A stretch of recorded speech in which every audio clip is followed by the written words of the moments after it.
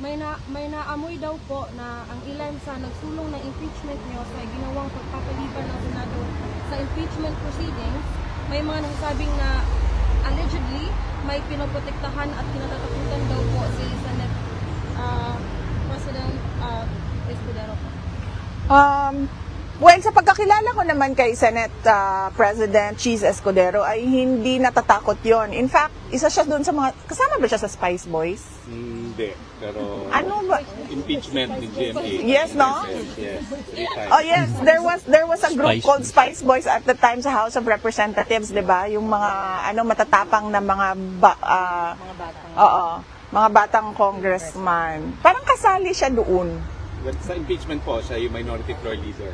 Yeah. So anyway, yes, we do not remember him I do not know him na natatakot na klase na politiko.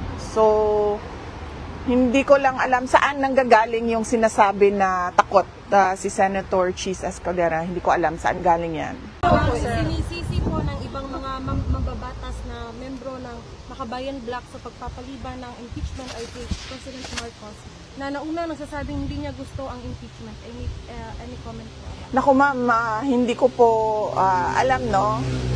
Hindi ko po nasusundan actually yung mga nangyayari sa Pilipinas kasi magkaiba yung time zone. So, gising na gising tayo dito, tulog naman sila lahat doon sa Pilipinas. Hindi ko nasusundan. Pero ang pagkakaintindi ko ay madaming procedural lapses na nangyari na labag sa Constitution. Birthday ko, but more than that, may double cause yung kanilang celebration.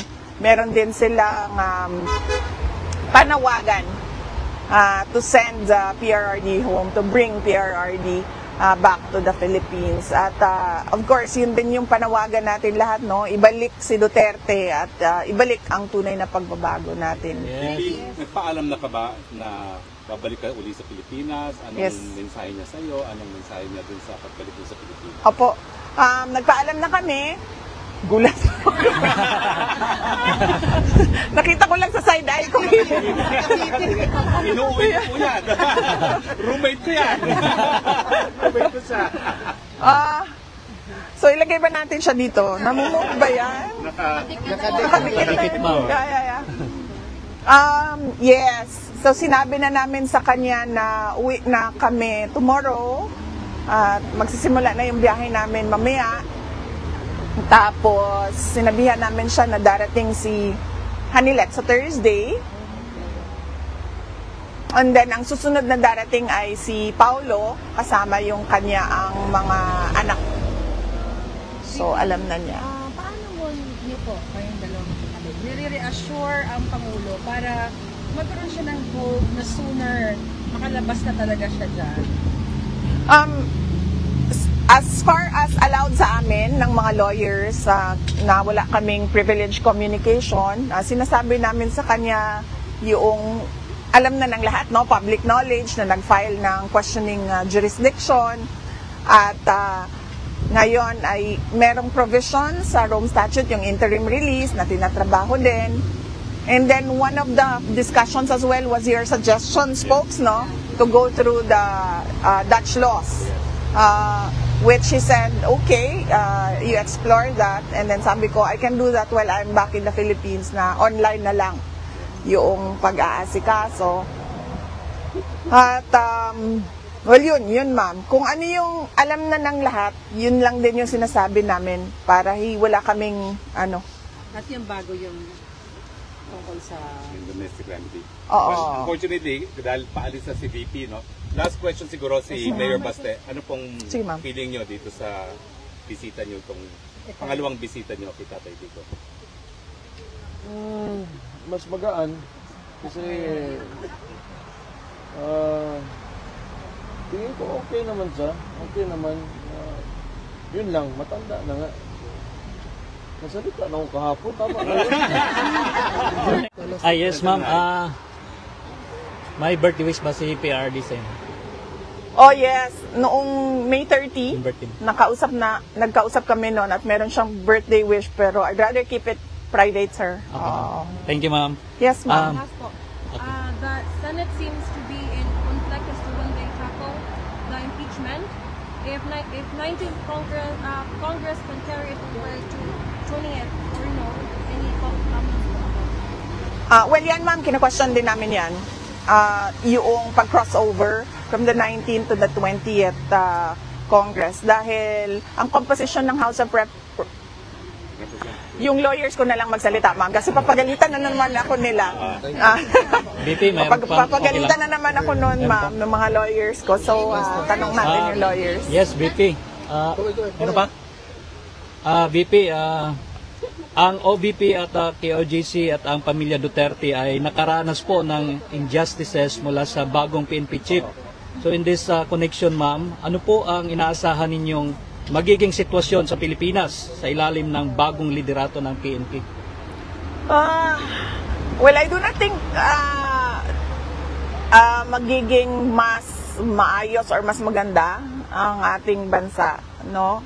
Unang-una, doon na lang tayo, no, sa pagpili ng Speaker of the House of Representatives. Na noon ko pang sinabi na bakit ka naman pipili ng Speaker of the House of Representatives na implicated in a bribery case on record in a case in the United States. So, yung palang kaduda-duda na diba? Parang pag alam mo kaagad na ganun, hindi mo susuportahan yan as Speaker of the House of Representatives. In the same way na merong recent findings ang Senate of violations of law of this police officer. So, bakit mo naman gagawing Chief of Police? So, masyadong sketchy yung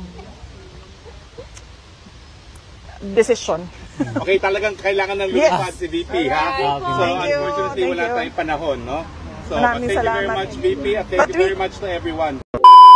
So ayun mga kababayan, sinagot po ni VP Sara Duterte itong issue ni Senate President Chis Escudero mga kababayan, no, na sinisi ngayon ng mga congressman kung bakit hindi pa po na-actionan daw itong impeachment trial mga kababayan, no, na minove na naman yung schedule supposedly June 2 mga kababayan ay maumpisa na yung presentation ng articles of impeachment ay na-move ito hanggang June 11 na mga kababayan at naka-receive nga ng mga kritisismo, no, itong si Senate President Chis Escudero na tila takot daw siya kay VP Sara mga kababayan, kaya hindi agad inaksyonan itong impeachment at di-delay daw mga kababayan. At sabi ni VP Sara na hindi naman siguro sa karakter ni Senate President Chis Escudero na matatakot, no, kasi matapang po si Senator Chis Escudero. Noon pa man daw mga kabayan ay parang kasama daw ito sa Spice Boys, no, na grupo ng mga congressman noon na kasama doon sa impeachment ng panahon ni Pangulong Gloria Macapagal Arroyo mga kabayan. Kaya sabi ni VP Sara ay hindi po karakter, no, or hindi natatakot itong si Senate President Chis Escudero at hindi po siyang madidiktahan din mga kababayan dahil meron po siyang sariling prinsipyo at dinay naman din yan mga kababayan mismo ni Senate President Chis Escudero, no, na hindi siya sunod-sunuran, hindi po siya kayang hawakan sa liig ng kung sino man. At sabi niya pa mga kababayan, no, binalik niya yung sisi dito sa mga congressman kung bakit delay yung ginawang impeachment trial mga kababayan dahil po ang una daw ay yung mga congressman ay sila mismo ang nagpababagal mga kabayan, no, or inupuan lang nila itong impeachment complaint ni VP Sara doon sa kanilang bakuran at umabot daw po ito ng 4 months mga kabayan at late na pong ini-forward, no, or fino-forward doon sa Senado at ngayon ay nagdidemand po sila na inuutosan sila ngayon na aksyonan agad itong impeachment trial mga kababayan. At sabi ni Senate President Chis Escudero hindi po sila kayang diktahan or sunod-sunuran dahil hindi po nila trabaho yan. Kung ang Kongreso daw ay kayang manduhan or diktahan ni Speaker Romualdez, ay yung mga senador ay hindi po nila gawain yun mga kababayan, at hindi silang pwedeng pakialaman dito ng mga congressman. At pabalik na nga po mga kababayan sa Pilipinas, itong si Vice President Sara Duterte, kasama niya po si Mayor Baste Duterte na pauwi na po dito sa Pilipinas, at ang hahalili naman po mga kababayan doon pala ay si Ma'am Hanelet Abalcenia. Ayan, so sa Thursday po darating na po si Ma'am Hanelet doon sa The Hague, no, at masusundan din po yan ni Kong Pulong Duterte mga kababayan, no. Muling babalik po doon si Kong Paulo Duterte kasama ang kanyang mga anak para sila naman doon ang bisita kay Pangulong Duterte mga kababayan. Samantalang tinanong din po si VP Sara mga kababayan, no, dito sa bagong promotion ni General Nicolas Torre, at sabi niya VP Sara ay masyado daw sketchy itong promotion ni General Torre mga kababayan, at unang-una daw ay alam naman nila na merong something na ginawa, ay pinagpatuloy pa rin daw po yung pag-promote bilang Chief PNP. Gaya din po daw sa Speaker mga kababayan, alam naman nilang meron daw kaso, no, on record ng bribery doon sa Amerika, at tinalaga pa daw mga kababayan bilang House Speaker. Kaya sabi ni VP Sara, masyadong sketchy ang ganitong klaseng promotion.